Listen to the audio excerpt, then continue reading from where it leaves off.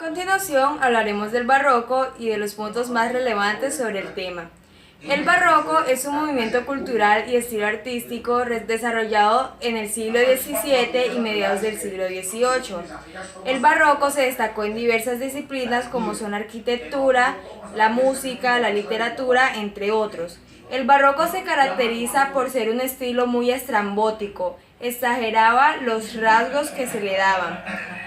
El pensamiento del hombre barroco fue un pensamiento caótico ante el mundo. Él veía el mundo como un lugar de dolor y sufrimiento, ya que en esa época se venían diversas crisis económicas, guerras, entre otros, y esto hacía que el hombre pensara de esta forma. Y de esta manera, él expresó todo ese sentimiento de dolor e ira mediante los papeles que existen hasta los tiempos de ahora. El barroco empezó a popularizarse en Italia y se extendió a toda Europa. El pensamiento del hombre era muy negativo ante la vida y veía cómo era de breve esta, ya que pensaba en que vivir era estar muriendo día a día, así que prefería estar muerto a seguir viviendo en esta triste realidad. La Reforma y la Contrarreforma. La Reforma, movimiento radical producido en la Iglesia occidental durante el siglo XVI, que sobrepasando cuestiones disciplinarias planteó problemas doctrinarios los cuales llevaron a la separación de algunas iglesias dominadas globalmente con el nombre de protestantes. La Contrarreforma. La Contrarreforma fue tanta la reacción de la Iglesia que permaneció fiel a la tradición del parado romano en oposición del emergente protestantino. Los conflictos religiosos, políticos y económicos de la época hicieron que la literatura se cargara de tensión, llenándola de conceptos metafísicos y religiosos.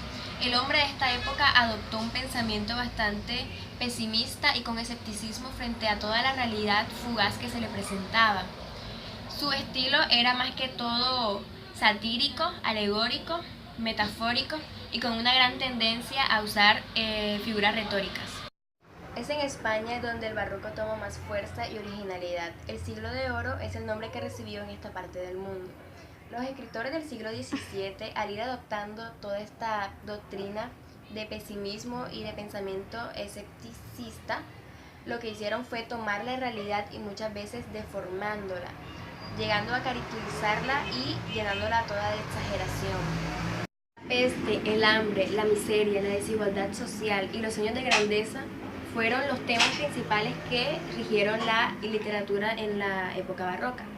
Se desarrollaron dos corrientes. Primero, el culteranismo y en segundo lugar, el conceptismo. El culteranismo lo que perseguía era la belleza formal. Esto se representaba en el uso casi excesivo de las figuras retóricas, por ejemplo, del hiperbatón, la metáfora y el encabalgamiento. El principal representante de este movimiento fue Luis de Góngora, con su escrito Fábulas de Polifemo y Galatea. Por otro lado tenemos el conceptismo, que valora más el contenido del escrito, utilizando recursos ingeniosos tales como los juegos de palabras, asociaciones de ideas e incluso los dobles sentidos. Esta forma rompe con la armonía clásica de la literatura, construyendo un significado más complejo. El representante del conceptismo fue Francisco de Quevedo, con sus obras tan notorias, por ejemplo, El Buscón o El Criticón. En el barroco triunfa el teatro por encima del resto de los géneros, surgiendo figuras tan importantes como Calderón de la Barca y Lope de Vega. Este fue el arte más importante de este periodo. Las comedias eran muy alabadas y reconocidas. Las tragedias y los dramas continuaron teniendo un gran éxito y se consideraba que tenían una categoría mayor a la de la comedia, al considerarse mucho más compleja y artística.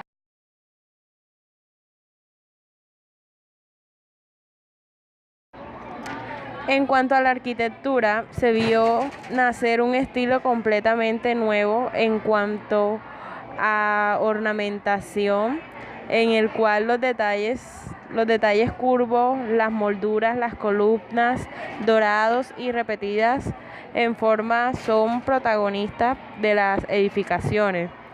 La aparición de elementos nuevos como la columna salomónica, la cual se puede ver, por ejemplo, en el interior de la Basílica de San Pedro, y el estípite.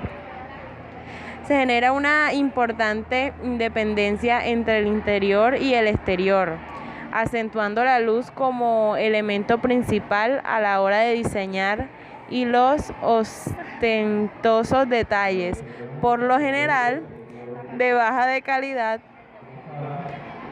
calidad, simulando riqueza y pomposidad, jugando un poco con la falsedad.